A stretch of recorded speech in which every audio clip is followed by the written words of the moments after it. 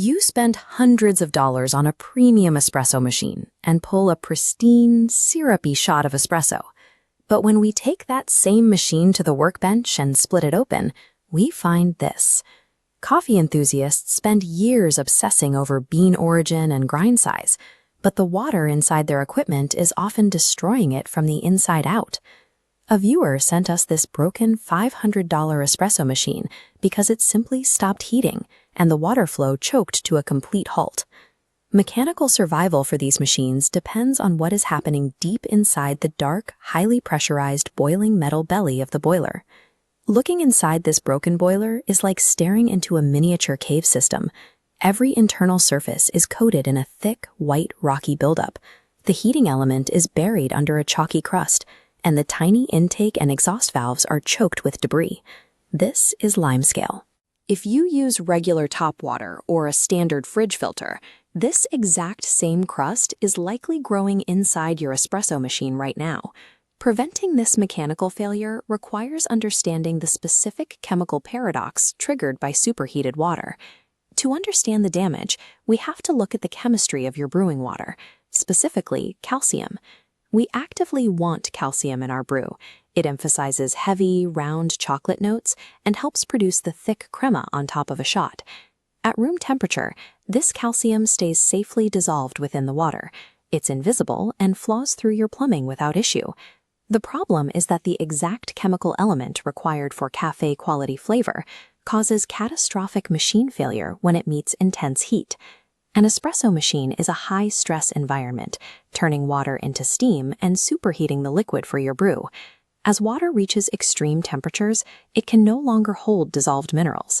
Calcium separates, precipitating and clinging to the hottest metal surface, usually your heating element. This initial layer compounds, stacking mineral upon mineral to form a solid, rock-hard crust. This crust acts as a thermal insulator. The heating element is trapped inside a stone shell, forcing the machine to work harder and harder just to push heat into the water.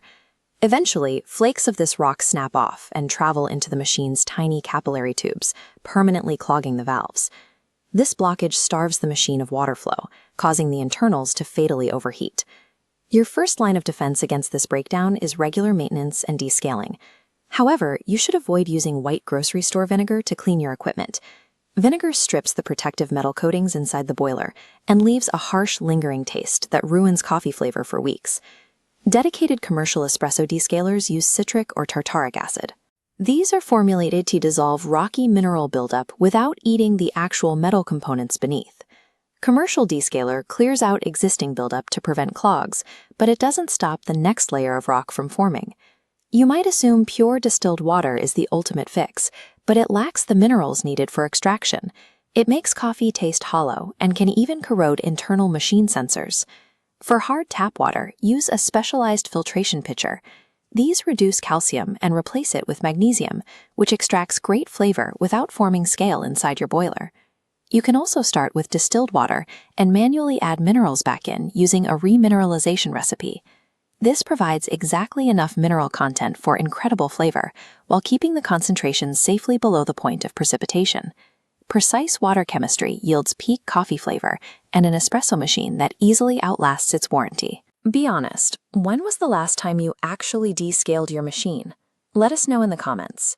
If this breakdown helped you understand your gear, hit that subscribe button for more coffee science. Thanks for watching.